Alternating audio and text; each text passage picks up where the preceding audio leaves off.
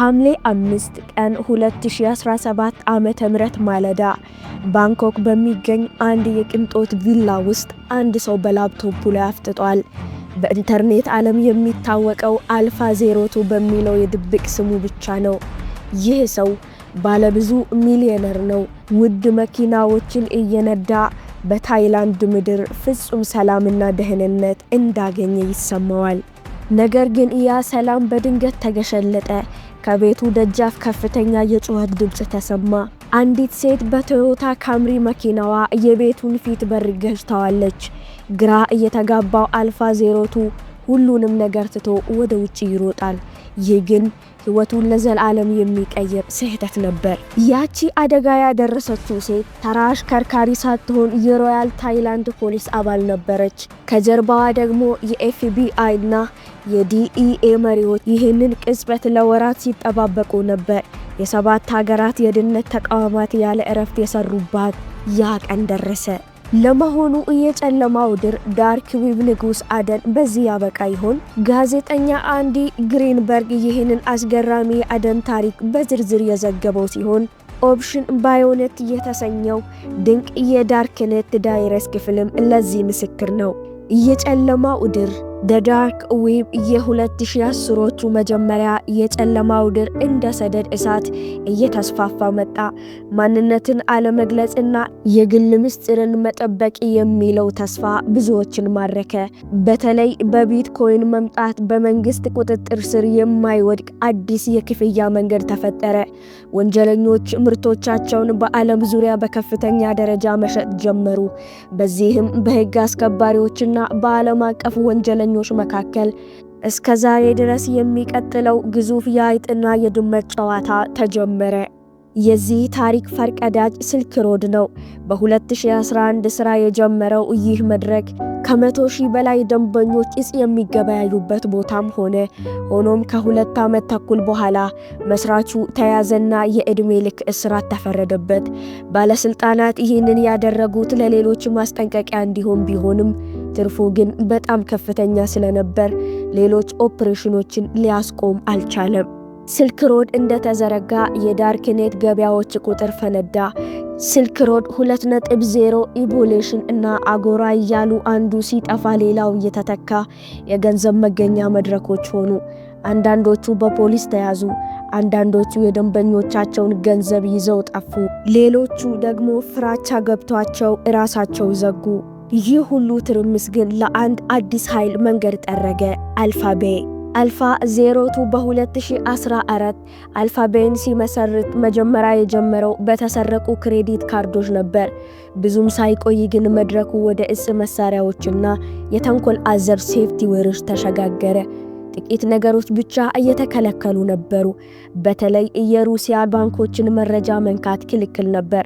ምናልባትም መርማሪዎችን ለማደናገር ወይም የሩሲያ የሕግ አካላትን ላለመቀስቀስ የተለመደ ዘዴ። አልፋቤይ እንደ አማዞን ሁሉ ለተጠቃሚ ምቹ ነበር። በቢትኮይንና በሞኔሮ በድብቅ መገበያየት ይቻላል። በ2017 መድረኩ በየቀኑ ከግማሽ ቢሊዮን ዶላር በላይ ሽያጭ ያስመዘግብ ነበር። አልፋ ዜሮቱ ከእያንዳንዱ ሽያጭ በሚያገኘው ኮሚሽን ብቻ ባለብዙ ሚሊዮነር ሆነ። አሁን አልፋቤይ በአንድ ሰው ብቻ የሚመራ ሳይሆን ሙሉ ቡድን ያለው ተቋም ሆኗል። ዲስኔክ የተባለ ተወካይና በርካታ አወያዮችም አሉት። መስራቹ ግን ስሙን ወደ አድሚን ቀይሮ ከዕለት ዕለት ስራው ራሱን አገለለ። እሱ ወደ ኋላ ሲያፈገፍግ ግን የአሜሪካ መርማሪዎች አይን በሱ ላይ አርፎ ነበር። ይህንን የኢንተርኔት ጨለማ ዓለም የሚቆጣጠረው ምስጢራዊ ሰው ማን ይሆን? ለዓመታት የሚቆየውና ዓለምን የሚያካልለው ታላቁ አደን ተጀመረ። አሜሪካውያን መርማሪዎች አሁን አንድ ትልቅ ግብ አላቸው። የአልፋቤይ ሰርቮች የት እንደሚገኙ ማወቅ። ሰርቮቹን ማግኘት ከቻሉ መድረኩን መዝጋት ወይም በድብቅ ሰርገው በመግባት ኦፕሬተሮችን በቁጥጥር ስር ማዋል ይችላሉ። በተለመደው ሁኔታ የኢንተርኔት አድራሻ አይፒ አድሬስ የአንድን ሰው ወይም የሰርቨርን ቦታ በቀላሉ ይጠቁማል። ነገር ግን እንደ ቶር ባሉ የተዘጉ መረቦች ውስጥ መረጃዎችን በዓለም ዙሪያ በሚገኙ በብዙ የዘፈቀደ ሰርቨሮች ውስጥ ስለሚመላለሱ የባለቤቱን ትክክለኛ ቦታ ማግኘት የማይቻል እንዲሆን ተደርጎ ተገንብቷል። በዚህም ምክንያት መርማሪዎቹ ሌላ ዘዴ ለመጠቀም ተገደዱ። ማንነታቸውን ደብቆ ከመድረኩ ላይ እጽ መግዛት ጀመሩ። ምናልባትም ሻጮቹ በዕቃ አስተሻሸግ ወይም በፖስታ ማህተብ ላይ የሚሰሩትን ስህተት ተከትሎ ትንሽ ወንጀለኞችን መያዝ ቢችልም የነሱን ዋና ዓላማ ግን አልፋ ዜሮቱ ነበር። ይህ ምስጢራዊ ሰው ግን የጨዋታውን ሕግ ጠንቅቆ የሚያውቅ ይመስላል። ምንም አይነት ፍንጭ አይተውም። መርማሪዎቹ ተስፋ እየቆረጡ ባለበት ወቅት ታህሳስ 2016 ላይ አንድ አስገራሚ ነገር ተከሰተ። በካሊፎርኒያ ፍሬስኖ ከተማ የሚገኘው የዲኢኤ ወኪል ሮበርት ሚለር በዴስኩ ላይ ተቀምጦ ስለ አልፋቤ እየመረመረ ነበር። እስከዚያ ቀን ድረስ ስራው ምንም ውጤት የማይታይበትና አድካሚ ነበር። ነገር ግን በድንገት አንድ ስም አልባ ኢሜይል ደረሰው። መልእክቱም እንደሚለው አልፋ ዜሮቱ አልፋቤን በጀመረባቸው የመጀመሪያ ቀናት አንድ አደገኛ ስህተት ፈጽሞ ነበር። በዚያ ወቅት ድረገጹ ላይ ለሚመዘገብ ማንኛውም ተጠቃሚ የደህና መጣ መልእክት ይላክ ነበር። ያኔ በተላከው ኢሜይል ውስጥ ግን የእውነተኛው መላኪያ አድራሻ በግልጽ ይታይ ነበር። ስህተቱ ወዲያውኑ ቢታረምም ያ ስም አልባ ጥቆማ ሰጪ ግን ያንን የመጀመሪያ ኢሜይል በጥንቃቄ አስቀምጦት ኖሯል። ያ ጥቆማ ሰጪ ምናልባት ከመጀመሪያዎቹ ደንበኞች አንዱ ወይም ደግሞ የአንደኛ ተቀናቃኝ ድረገጽ ባለቤት ሊሆን ይችላል። ምንም ይሁን ምን አልፋቤ በጨለማው ድር ላይ ሲያደርግ በዝምታ ሲከታተል ቆይቶ በመጨረሻ ያንን ምስጢራዊ የኢሜይል አድራሻ ለፖሊስ አሳልፎ ሰጠ። ይህ ኢሜይል ለሚለር እና ለስራ ባልደረቦቹ ትልቅ መክፈቻ ሆነላቸው። በዚህም አድራሻ አማካኝነት አሌክስ የተባለ ሰው እንደ አውሮፓውያን አቆጣጠር በ2008 እና በ2009 በተባለ የፈረንሳይኛ ማህበራዊ ድረ-ገጽ ላይ የለጠፋቸውን ፎቶዎች አገኙ። የፍቅር ጓደኛ መፈለጊያ ገጹ ላይ ደግሞ የትውልድ ከተማው ካናዳ ኪውቤክ ውስጥ የምትገኘው ትሮይ ሪቪየር እንደሆነች ጠቅሷል። እንደ መረጃውም ከሆነ በዚያ ወቅት ዕድሜው 17 ዓመት ነበር። ይህ ማለት በኢሜይል ላይ ያለው 91 የተወለደበት ዓመተ ምህረት በ1991 ሊያመለክት ይችላል። አልፋቤ ሲመሰረት ዕድሜው 23 ዓመት አካባቢ ነበረ ማለት ነው። አልፋ ዜሮቱ የሚለው ስም ደግሞ በአንድ የቴክኖሎጂ ፎርም ላይ ተገኘ። በ2008 ዓመተ ምህረት አንድን ቫይረስ ከፎቶ ላይ እንዴት ማጥፋት እንደሚቻል ሲያስረዳ ከጽሑፍ ግርጌ የኢሜይል አድራሻውንና ሙሉ ስሙን አስፍሮ ነበር። አሌክሳንደር ካዝ። መርማሪዎቹ አሁን ስሙን አውቀዋል። ግን የት ነው ያለው? የካዝ ፔይፓል አካውንትና የሊንክድን ገጹ እንደሚያሳየው እሱ በግል የሚሰራው የሶፍትዌር ዲዛይነር ሲሆን ኢቢኤክስ ቴክኖሎጂ የተባለ የቴክኖሎጂ ኩባንያም አለው። በመጨረሻ መርማሪዎቹ የካዝ እጮኛ የሆነችው አንዲት ታይላንዳዊት ሴት የፌስቡክ ገጽ አገኙ። የካናዳዊ በታይላንድ እንደሚኖር ፍንጭ ሰጣቸው። ፍንጮቹም ሁሉ ወደ ታይላንድ መዲና ባንኮክ ያመራሉ። ታሪኩ በባንኮክ የቅንጦት መንደሮች ውስጥ ይቀጥላል። የታይላንድ ባለስልጣናት ከመርማሪዎቹ ቡድን ጋር በመተባበር ካዝ በከተማዋ ውስጥ ያላቸውን 3 ቤቶች ለዩ። አንዱ መኖሪያ ቤቱ ሲሆን እዚያው ከባለቤቱ ጋር ይኖራል። ሌላኛው ደግሞ በከተማዋ ዳርቻ የሚገኝ የ3 ሚሊዮን ዶላር ግዙፍ መኖሪያ ነው። በተጨማሪም በሱኬት የበዓል ማሳለፊያ ቤት ያለው ሲሆን በካይፕረስ ወይም በቁጵሮስ ደግሞ ሌላ ቪላ ለመግዛት በዝግጅት ላይ ነበር። መርማሪዎቹ አሁን እያንዳንዱ እርምጃውን ይከታተላሉ። የዚህ ባለብዙ ሚሊዮነር የዕለት ዕለት ሕይወት በላምበርጊኒ መኪና ባንኮክን ማካለል ነበር። የአሜሪካ ደህንነቶችም ከኋላ ሳይለዩ የጉዞ መስመሩንና አይፎኑን ይከታተሉታል።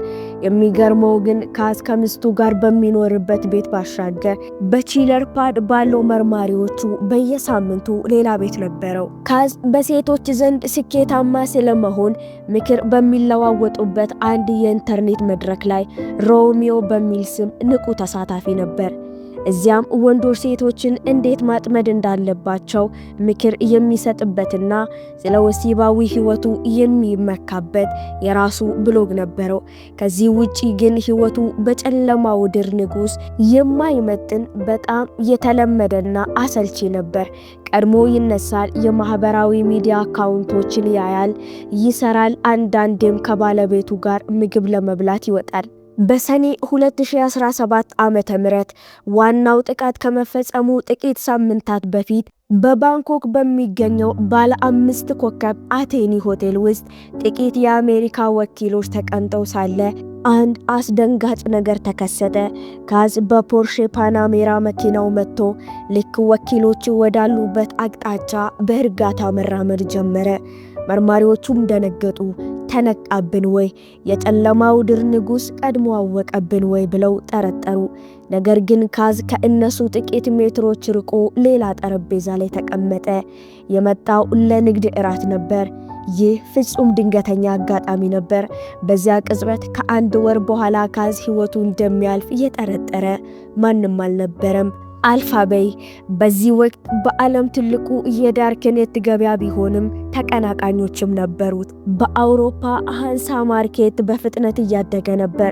የሆላንድ መርማሪዎች በአንድ የደህንነት ተመርማሪ ጥቆማ አማካኝነት የሃንሳ ማርኬት ሰርቨሮች ኔዘርላንድስ ውስጥ በሚገኝ አንድ የመረጃ ማዕከል ውስጥ እንዳሉ አወቁ። መርማሪዎቹ ሰርቨሮቹን በድብቅ መቆጣጠርና መረጃዎቹን መገልበጥ ጀመሩ። በኦፕሬተሮቹ ቻት መረጃዎች አማካኝነትም ባለቤቶቹ ጀርመን ውስጥ የሚኖሩ ጀርመናውያን መሆናቸውን ደረሱበት። ሆኖም በድንገት የሃንሳ ማርኬት ሰርቨሮች ከሆላንድ ጠፉ። ባለቤቶቹ የሰርቨሩ መረጃ መገልበጡን ሳይነቁ አልቀሩም። መርማሪዎቹ ግን ተስፋ አልቆረጡም። ጥቂት የቢትኮይን አድራሻዎችን በመከተል የገንዘብ ዝውውርን ተከታተሉ። በመጨረሻ ወደ ሊቱዌኒያ መራቸው። ጀርመንና ሆላንድ ጥቃቱን ለመሰንዘር ሲዘጋጁ ግን ያልታሰበ ዜና በኤፍቢአይ መጣ። ኤፍቢአይ ኦፕሬሽን ባዮኔት የተሰኘው እቅድ ይፋ አደረገ። ዓላማው አልፋቤይን ለመዝጋትና አልፋ ዜሮቱን በቁጥጥር ስር ማዋል ነበር። ነገር ግን ኤፍቢአይ አንድ ጥያቄ ቀረበ። አልፋቤይን ከመዝጋታችን በፊት እናንተ የሃንሳ ማርኬትን በድብቅ ተቆጣጠሩ አሏቸው። ለምን? ምክንያቱም አልፋቤይ ሲዘጋ በሺዎች የሚቆጠሩ ሻጮችና ገዢዎች ወደ ሃንሳ ማርኬት እንደሚፈሱ ይታወቃል። የሃንሳ ማርኬት ደግሞ በፖሊስ ቁጥጥር ስር ከሆነ እነዚህ ሁሉ ወንጀለኞች ሳያውቁት ራሳቸውን ፖሊስ እጅ ላይ ይጥላሉ። ይህ ትልቅ ወጥመድ ነበር። አሌክሳንደር ካዝ ግን ምንም የሚያውቀው ነገር የለም። አሁንም በላምቦርጊኒ ይዞራል። በፎርሞች ላይ የማይረባ ነገርን ይጽፋል። ሚስቱንም ይዋሻል። ሰኔ 20 ቀን 2017 ዓመተ ምህረት የስራው የመጀመሪያ ክፍል ተሳካ። በሊቱዌኒያ የሚገኘው የመረጃ ማዕከል ከሆላንድ ኃይሎች ተወረወረ። በተመሳሳይ ሰዓት ጀርመን ውስጥ የሃንሳ ማርኬት ኦፕሬተሮችም ተያዙ። ማንም ለማንም ማስጠንቀቂያ መስጠት አልቻለም። ሃንሳ ማርኬት አሁን በሆላንድ ፖሊስ ቁጥጥር ስር ቢሆንም በጨለማው ድር ዓለም ግን ማንም ይህንን ምስጢር አልሰማም ነበር። ሐምሌ 5 ቀን 2017 ዓመተ ምህረት በባንኮክ ሰዓቱም ደረሰ። በካዝ ላይ የእስር ማዘዣ ወጥቷል። ዛሬ የታይላንድ ፖሊስ፣ ዲኢኤ እና ኤፍቢአይ እነሱን በቁጥጥር ስር ለማዋል ተዘጋጅቷል። ከ2 ዓመታት በላይ የዘለቀው አደን ፍጻሜውን የሚያገኝበት ሰዓት ደረሰ። አንዲት ግራጫ ቶዮታ ካምሪ መኪና የካዝ መኖሪያ ቤት ወደሚገኝበት የዝግ መንገድ አመራች። መሪው ላይ ያለችው የታይላንድ ፖሊስ ባልደረባ ናት። ለጥበቃ ሰራተኛው መንገድ ተሳስቼ ነው ካለች በኋላ መኪናዋን ለመመለስ በሚመስል ሁኔታ ሆን ብላ ትንሽ አደጋ አደረሰች። የዚህ ትርምስ ዓላማ አንድ ብቻ ነበር፣ ካዝን ያለምንም ቅድመ ዝግጅት ከቤቱ ማስወጣት። ይህ በጣም ወሳኝ ነጥብ ነበር፣ ምክንያቱም ካዝ በቁጥጥር ስር ሲውል ኮምፒውተሮቹ ክፍት መሆን ነበረባቸው። የሃርድ ድራይቭ መረጃዎቹ በምስጢር ቁልፍ ቢዘጉ ኖሮ ፖሊስ ወደ አልፋቤይ ሰርቨሮች መግባት እጅግ ይከብደው ነበር። ካዝ የሆነውን ለማየት ስልኩን ይዞ ከቤት ወጣ። በዚያው ቅጽበት መኳንንቶቹ በላዩ ተረባረቡ። ካዝ ወደ ውስጥ ሮጦ ኮምፒውተሩን ለማጥፋት ቢሞክርም በኃይል ተሸነፈ። መርማሪዎቹ ወደ መኝታ ቤቱ ሲሮጡ ላፕቶፑ ክፍት ሆኖ አገኙት። አልፋ ዜሮቱ አሁንም የአልፋ ቤይ ሰርቨሮች ውስጥ እንዳለ ነበር። በቁጥጥር ስር የዋለው ካዝ የ23 ሚሊዮን ዶላር ያህል ሀብት ነበረው። ባለስልጣናቱም የቅንጦት መኪናዎች፣ ቤቶቹና በሚሊዮን የሚቆጠር የክሪፕቶ ምንዛሬ በቁጥጥር ስር አዋሉ።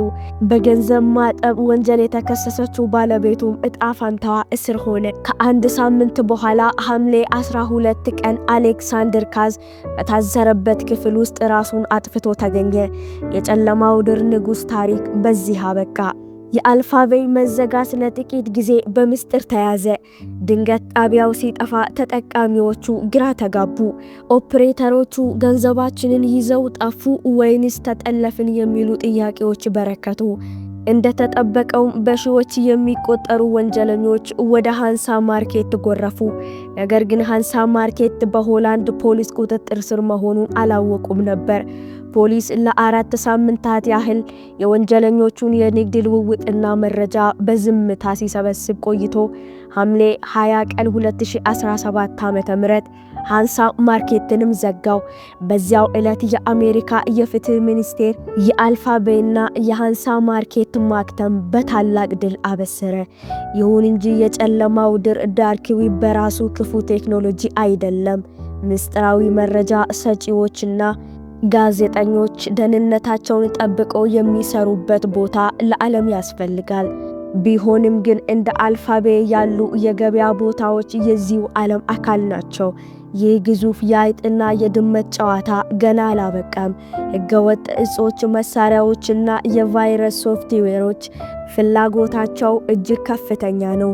አልፋ ቤይና ሃንሳ ሲጠፉ ሌሎች አዳዲስ መድረኮች በቦታዎቹ በቀሉ። እንዲያውም አንዳንዶቹ ከቀድሞዎቹ በበለጠ ሁኔታ ተደራጁ። ለምሳሌ ሃይድራ የተሰኘው የሩሲያ የዳርክኔት ገበያ ከአልፋ ቤይ በእጥፍ ይበልጥ ነበር። እሱም በ2021 ቢዘጋም አሁን ደግሞ ሌላ የንግስና ፉክክር ተጀምሯል። ለዚህ ዘውድ ዋነኛ ተፎካካሪ ደግሞ ዲስኔክ ነው። የቀድሞ የአልፋ ቤይ አባል የነበረው ዲስኔክ በ2021 አልፋ ቤይን ደግሞ በመሰረተ እስከ ዛሬ ድረስ የጨለማውን ድር የገበያ ዓለም እየመራ ይገኛል። እስከ መጨረሻው ስለተከታተላችሁን እናመሰግናለን። እንዲህ ያሉ ቪዲዮዎች ሁልጊዜ እንዲደርሳችሁ የምትፈልጉ ከሆነ ቻናላችንን ሰብስክራይብ በማድረግ ቤተሰባችን ይሁኑ። የሚቀጥለውን ቪዲዮ ይዘንላችሁ እስከምንመጣ ድረስ ደህና ሰንብቱ።